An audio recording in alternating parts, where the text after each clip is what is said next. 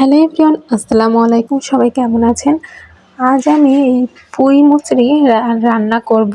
এটা কোন এলাকায় কি বলে আমি জানি না, তবে আমাদের এলাকায় এটাকে পুঁই মুচড়ি বলা হয়। অনেকে পুঁই ফল নামেও চেনেন।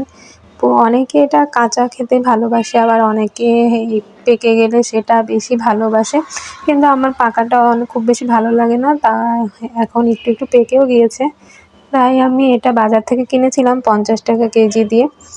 আর কিনে আমি টুকরো টুকরো করে নিলাম, বেছে নিলাম হাত দিয়ে। সুন্দর করে দেখতে কত সুন্দর লাগছে দেখুন, সবুজ আর মাঝে মাঝে কালো, দেখতে অনেক সুন্দর লাগছে। এটা কুটে নিয়ে তারপর আমি আলু দিয়ে এটা ভাজি করব।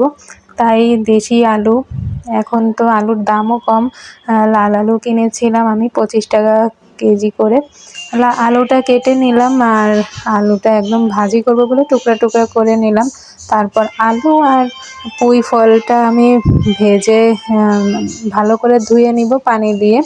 ভালো করে ধুয়ে নিয়ে তারপর এবার আমি পেঁয়াজও কুচি করে রেখেছি, একটু বেশি করে পেঁয়াজ দেব, যেহেতু পেঁয়াজটা পেঁয়াজেরও দাম কম। তাই ভালো করে ধুয়ে নিলাম, আর এদিকে পেঁয়াজ মরিচ সব কিছু আমি রেডি করে রেখেছি। আর এখন আমি ভাজবো পুঁই ফলটা। আর এখানে কড়াইতে তেল গরম করে নিলাম, তেল গরম করে আমি সব কিছুই একসাথে দিয়েছি। আর তারপরে এই তো আমার ভাজির লুক।